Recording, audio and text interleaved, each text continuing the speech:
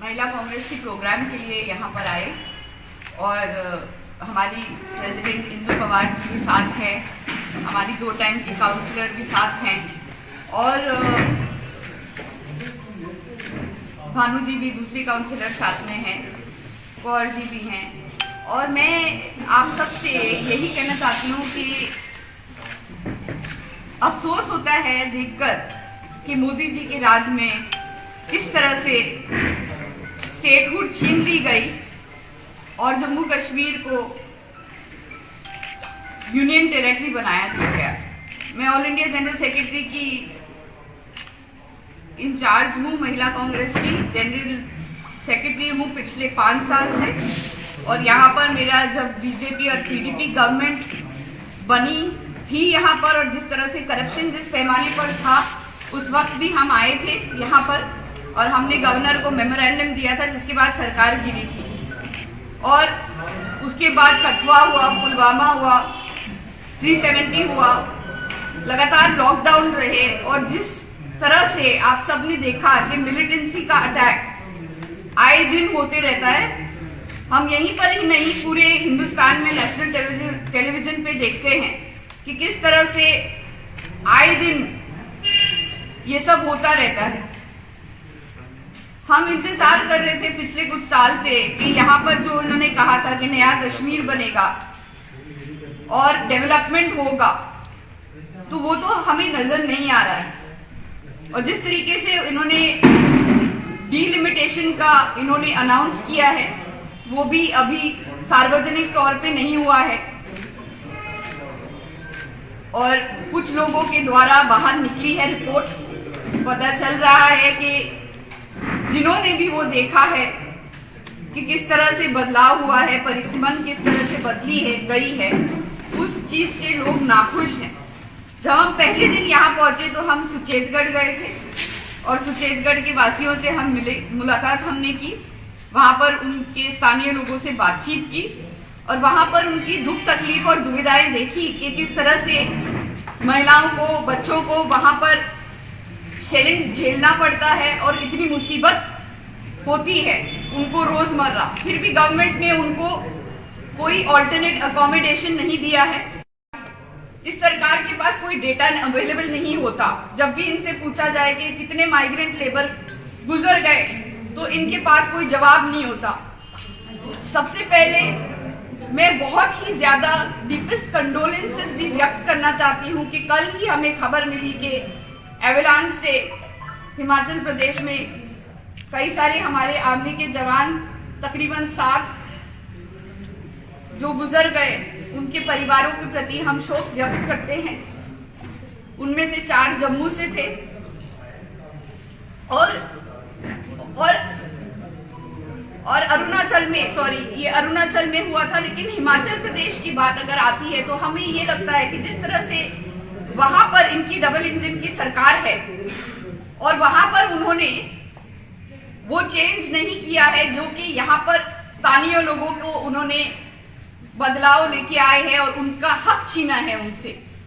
तो ये दोहरे मापदंड जो बीजेपी के हैं, हमने ये भी देखा है कि पूरे हिंदुस्तान में जो अनएम्प्लॉयमेंट की रेट है, उसमें सबसे ज्यादा जो स्टेट्स आते हैं उसमें से जम्मू कश्मीर एक है। तकरीबन 22% अनएम्प्लॉयमेंट का रेट यहाँ पर बढ़ा हुआ है। मनरेगा जो कि बिलो पॉवर्टी लाइन का स्कीम होता है, जो यूपीए सरकार ने, सोनिया गांधी जी ने इसे बनाया था और इससे बहुत फायदा होता है गरीबी रेखा के नीचे वाले लोगों का, उसका भी बजट इन्होंने बहुत हद तक घटा दिया है।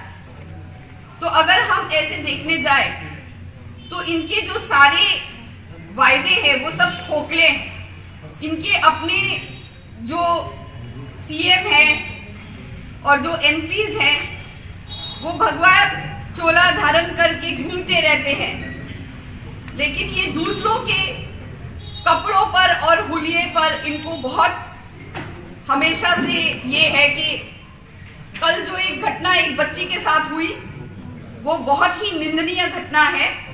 वो एक स्टूडेंट थी और जिस तरह से उस पे लड़कों ने प्रहार किया और जिस तरह से उन्होंने पगड़ी और पट्टे पहने हुए थे और उस तरह से उन्होंने यूनिवर्सिटी में एक लड़की को प्रहार किया, वो गवर्नमेंट की वो बिल्कुल निंदनीय है। मौजूदा सरकार ने और उनको आए दिन ये मुसीबतों का सामना करना पड़ता है, उनके पास कोई चारा नहीं होता। और अब तो सुचेतगढ़ को डिलिमिटेशन में उनकी असेंबली सेगमेंट को भी छीन दिया गया। तो ये उनके लिए, उनके तरफ से उनको एक फीलिंग है अपने मन में कि ये बहुत ही सरासर उनके साथ नाइंसाफी हुई है। हमने देखा परसों हमारी महिला कांग्रेस की स्टेट एग्जीक्यूटिव मीट थी, पूरे दिन की मीट थी, प्रेस कॉन्फ्रेंस भी थी। कल हम भावे वाली माता के मंदिर भी गए, बुड्ढन बाबा के मजार पे भी गए और साथ साथ में हम बाल आश्रम भी गए, दूसरी जगहों पे भी गए, वृद्ध आश्रम गए। और हमने देखा कि महिलाओं की हालत, ये लोग कहते हैं बेटी बचाओ बेटी पढ़ाओ, लेकिन बेटी कहीं नहीं बच पा रही है। जिस तरह से एसिड अटैक्स रिसेंटली हुए हमने देखा और जिस तरह से महिलाओं पर अत्याचार हो रहा है, जिस तरह से आशा वर्कर्स को भी इतने वक्त काम करने के लिए मजबूर किया जाता है। 2000 रुपये उनको कहते हैं कि देंगे, लेकिन वो भी 2000 रुपये उन्हें वक्त पे मिलते नहीं। और उसके अलावा जो दूसरी भी वर्कर्स है, चाहे वो आंगनवाड़ी वर्कर्स हो या फिर ऐसी महिलाएं हैं जो विडो हो जाती हैं, तो गवर्नमेंट ने सिर्फ 40 साल के ऊपर की आयु की महिलाओं के लिए पेंशन रखी है। लेकिन अगर वो 40 साल के आयु से नीचे होंगी, जो कि लाजमी है कि जम्मू कश्मीर में जिस तरह से लोग मारे जाते हैं, तो उसके बाद लड़कियां बहुत जल्दी, बहुत कम उम्र में विधवा हो जाती हैं और बहुत सारी ऐसी हैं जो बिलो पॉवर्टी लाइन भी है। तो हमारी काउंसिलर्स जो यहाँ पर आई हैं वो लगातार इस मुद्दे को उठाती हैं कि इनको ज्यादा इनकी पेंशन बढ़ाई जाए उम्र कम रखने के बाद। जिस तरह से 40 साल के ऊपर के लोगों को पेंशन मिल रही है, उस तरह से आयु में 40 साल के नीचे भी मिलनी चाहिए। और ऐसी बहुत सारी समस्याएं हैं जो महिलाओं को लगातार झेलनी पड़ती हैं। अनएम्प्लॉयमेंट अगर बढ़ जाती है तो युवाओं का जो भी, मतलब आज युवा रास्ते पर उतरा हुआ है, कल भी जम्मू पर प्रोटेस्ट हो रहे थे रास्ते पर उतर के, और जिस तरह से युवाओं पर पुलिस लाठीचार्ज कर रही थी, महिलाओं को मुश्किल सहना पड़ रहा है महंगाई की वजह से।